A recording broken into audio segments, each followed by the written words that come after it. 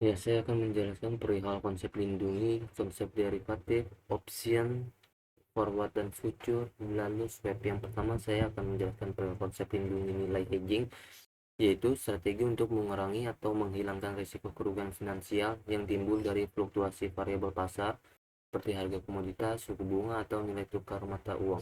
Cara kerjanya itu yaitu melakukan posisi yang berlawanan di pasar derivatif untuk menyeimbangkan risiko dari aset atau liabilitas yang sudah dimiliki. Tujuannya adalah untuk stabilitas, bukan untuk mencari keuntungan yang maksimal. Lalu yang kedua, konsep derivatif, yaitu definisinya itu instrumen keuangan yang nilainya diturunkan dari nilai aset acuan. Aset acuan ini bisa berupa saham, obligasi, komoditas, mata uang, atau suku bunga. Fungsi utamanya itu yang pertama lindungi nilai hedging seperti yang sudah dijelaskan sebelumnya. Lalu yang kedua spekulasi, mencari keuntungan dari prediksi pergerakan harga aset acuan. Lalu selanjutnya terdapat arbitrase, mendapat keuntungan dari perbedaan harga di pasar yang berbeda.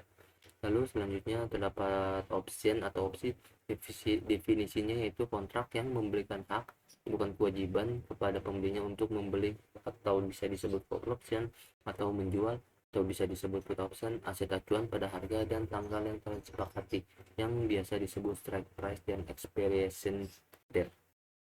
Karakteristik kuncinya yaitu pembeli opsi membayar premi, kerugian maksimum pembeliannya sebesar premi, sementara potensi keuntungannya yaitu tidak terbatas. Lalu selanjutnya forward dan future atau kontrak serah dan kontrak berjangka. Keduanya adalah perjanjian untuk membeli atau menjual aset pada tanggal tertentu di masa depan dengan harga yang disepakati hari ini. Fitur dari forward dan future, yang pertama standarisasi. Untuk forward, fiturnya itu non standar atau disesuaikan. Untuk future-nya tersebut standar atau ukuran, terdapat tanggal dan kualitas. Lalu tempat transaksinya itu untuk forward itu OTC atau bilateral. Untuk future bursa berjangka atau terorganisasi. Kewajibannya itu untuk forward wajib diselesaikan oleh kedua pihak, untuk future wajib diselesaikan seringkali melalui offset. Untuk forward, risiko kreditnya itu lebih tinggi, risiko gagal bayar. Untuk future, risiko kreditnya itu rendah, dilindungi oleh clearing house. Lalu selanjutnya terdapat swap. Definisinya ini perjanjian antara dua pihak untuk menukarkan arus kas secara periodik selama periode waktu tertentu di masa depan berdasarkan formula yang telah disepakati. Contoh paling umum yaitu yang pertama interest rate swap, yaitu pertukaran pembayaran bunga mengambang atau floating dengan bunga tetap fix atas nilai pokok yang sama nasional prinsipal. Ini digunakan untuk mengelola risiko suku bunga.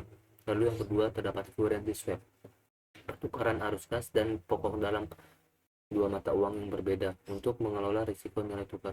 Lalu kesimpulannya dari klaim yang sudah saya jelaskan, instrumen derivatif seperti option, forward, future, dan swap adalah alat vital dalam manajemen keuangan lanjutan mata kuliah ini. Mereka memungkinkan perusahaan dan investor untuk secara efektif melindungi nilai dari berbagai risiko pasar, sekaligus membuka peluang untuk spekulasi dan arbitrase. Memahami karakteristik dan perbedaan masing-masing instrumen sangat penting untuk pengambilan keputusan strategis. Terima kasih.